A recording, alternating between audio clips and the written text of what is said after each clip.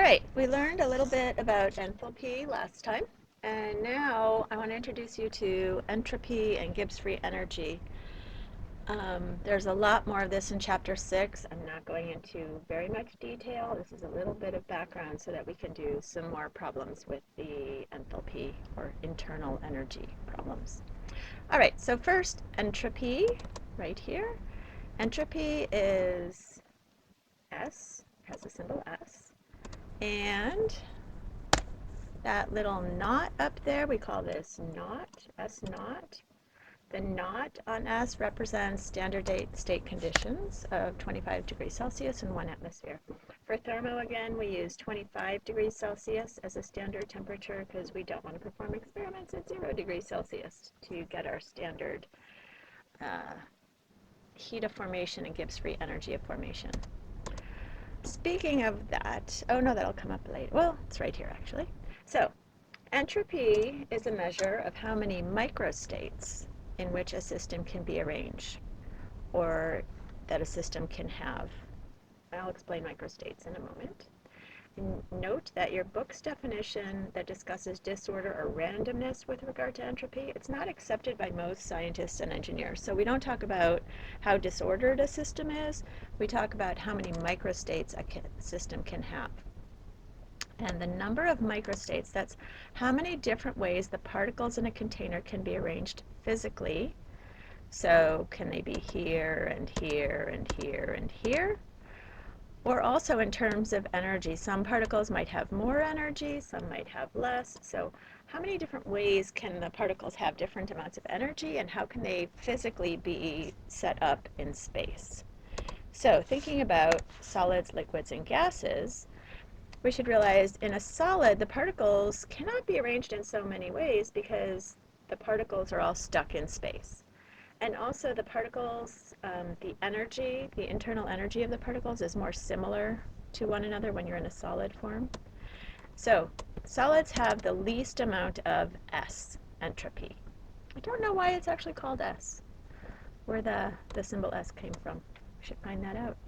You should look that up and email me the answer.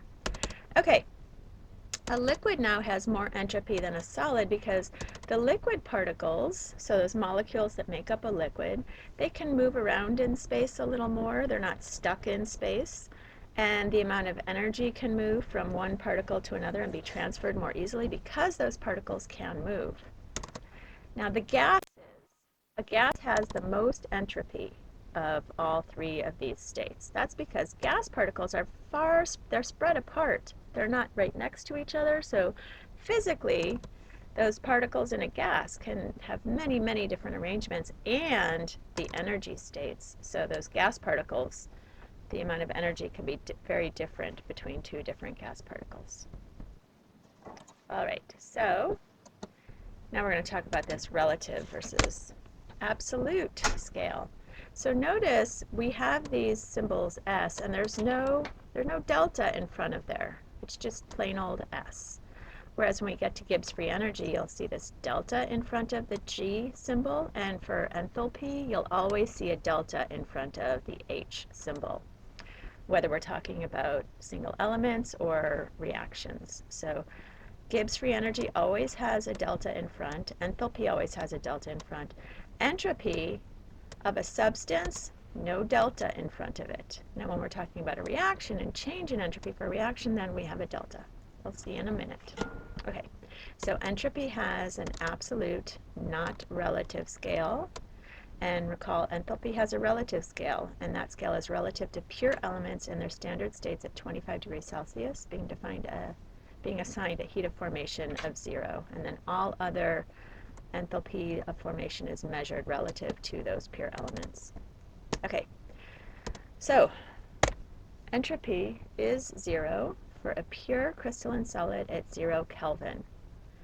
This is not a definition. This is actually based on how we calculate entropy, which we're not going to go into. That's way beyond the scope of this class, but I'll give you a little insight into it.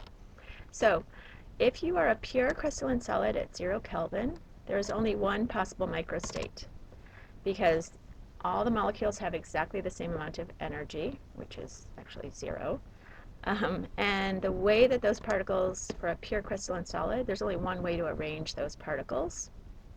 So we have one possible microstate. The calculation for entropy involves taking the natural logarithm, or ln, of the number of microstates. And you may or may not know this yet, but ln, it's a little function on your calculator. If you take the ln of 1, that equals 0. So if there's only one possible microstate, which is true for these pure crystalline solids at 0 Kelvin, there's only one microstate, we take the log of 1, that's equal to 0, so entropy is truly 0 at 0 Kelvin for pure crystalline solids. I believe I've now stated that about 5 times. You should know that fact. Okay, here is the equation for entropy of a reaction. Whoops, these deltas should not be in there. Okay, fix that.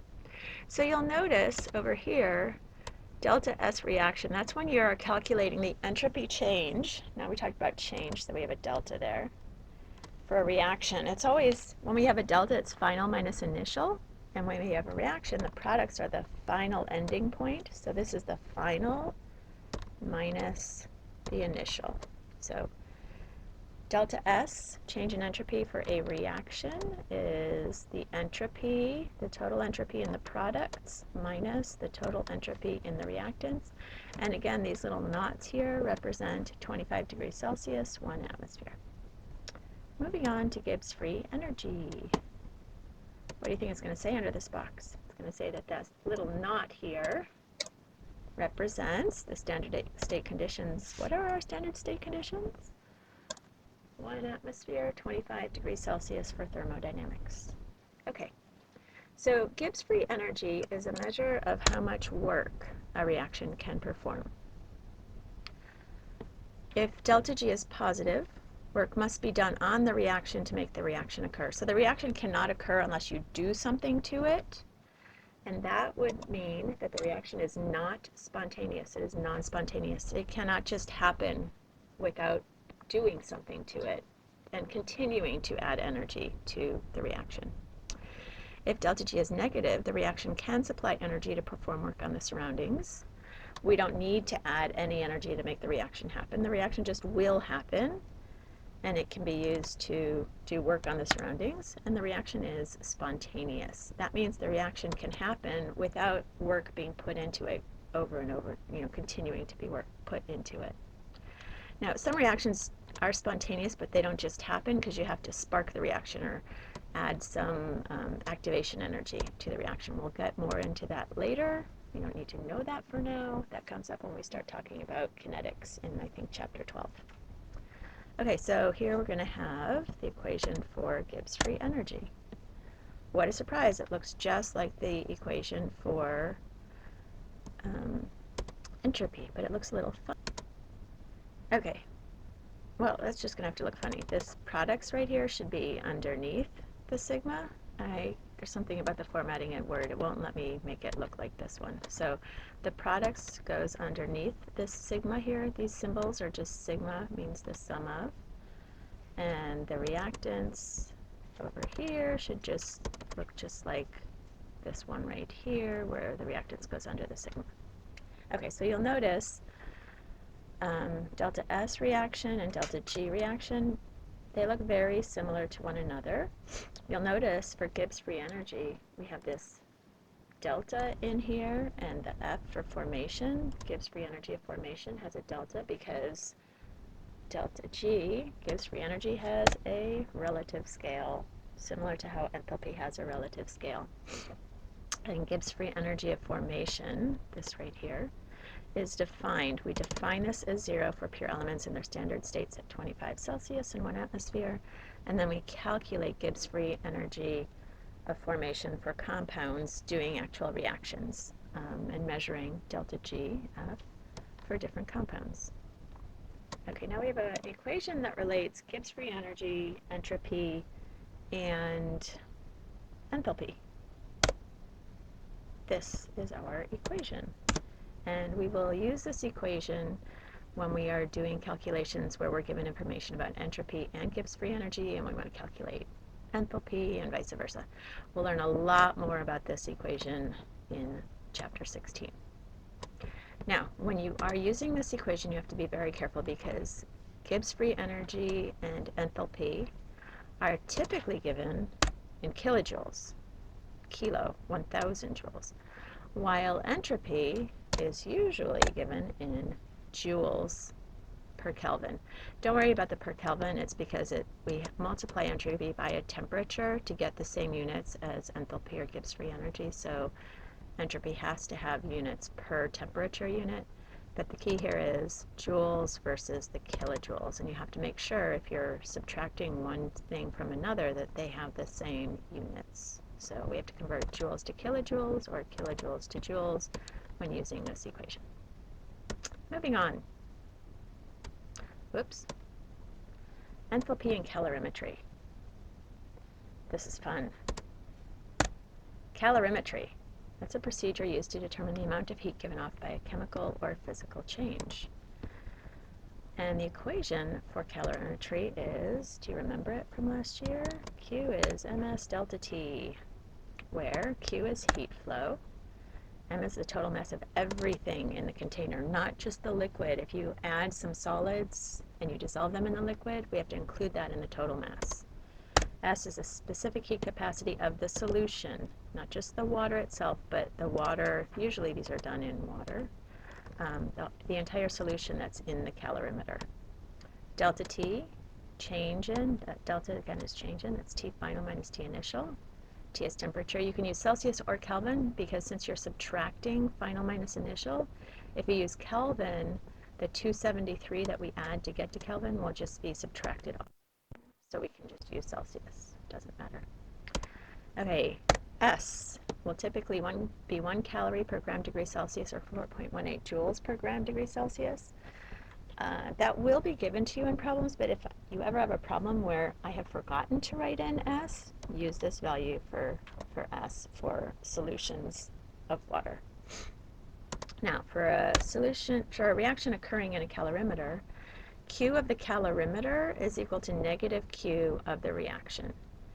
Q cal, right here, that's the Q heat flow of the calorimeter, is just ms delta T. We had that equation right up here. Q reaction, that's the heat flow for a reaction. That's the amount of heat given off by the reaction occurring in the calorimeter. Now, the heat can be given off or produced. Sorry, those are the same. Given off or taken in. Exothermic heat would be given off, endothermic heat would be taken in. So let's do a problem. Now, notice I left space here, and I left a little extra space here in case you don't have enough room for showing this. So, we've got a reaction. It's all described in here. And we're going to set up a left side and a right side, the calorimeter and the reaction. So, everything's going to show up here right now, but we'll talk through this.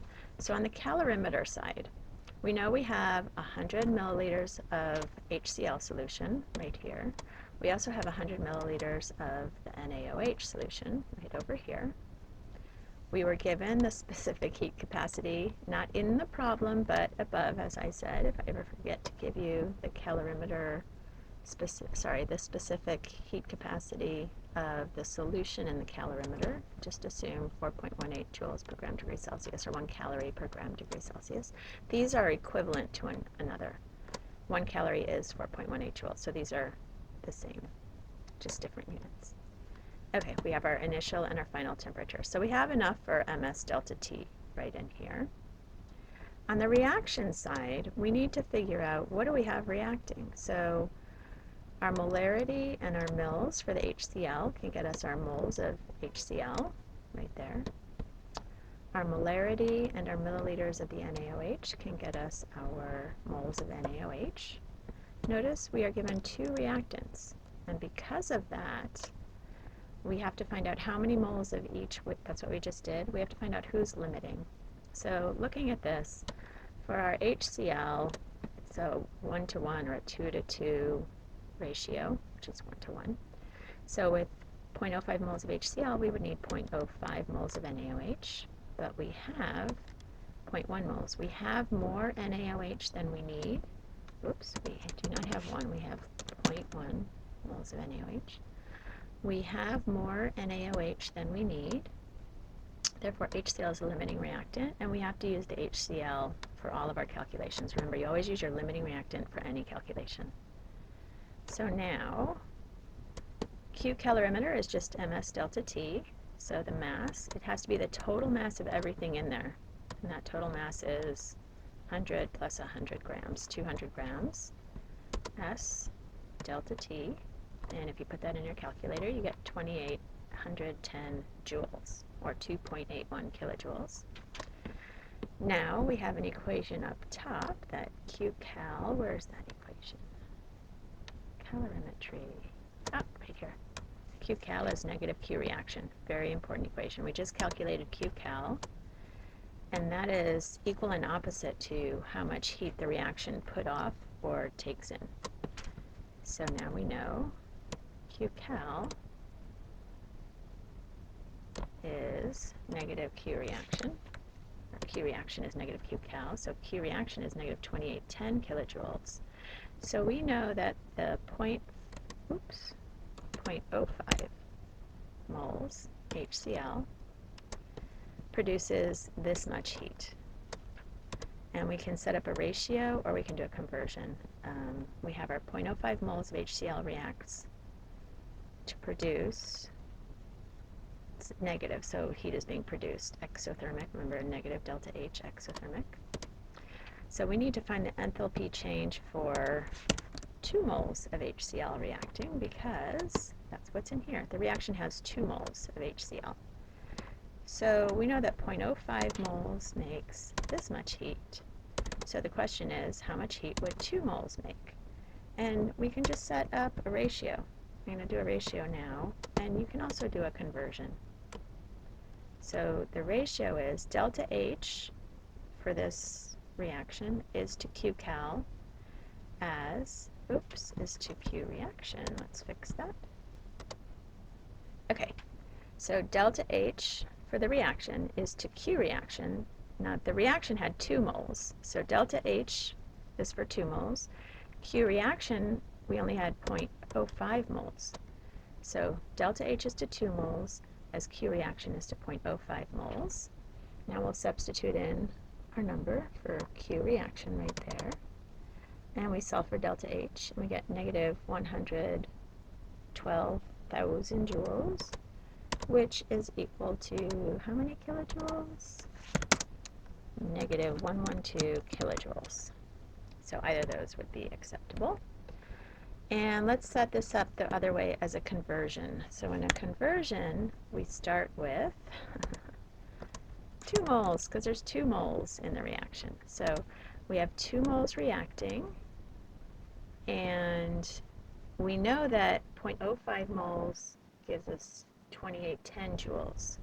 So we have this, that 0.05 moles for 2810 joules. We use that as a conversion factor, right? 0.05 moles is equivalent to negative 2810 joules. But 2 moles, we're trying to find out how much heat is equivalent to 2 moles. So this is another way to set this up. It gives you the same exact result. And again, this is equal to negative 112 kilojoules. Okay, moving on. Another problem. Okay, here's all your information on the problem.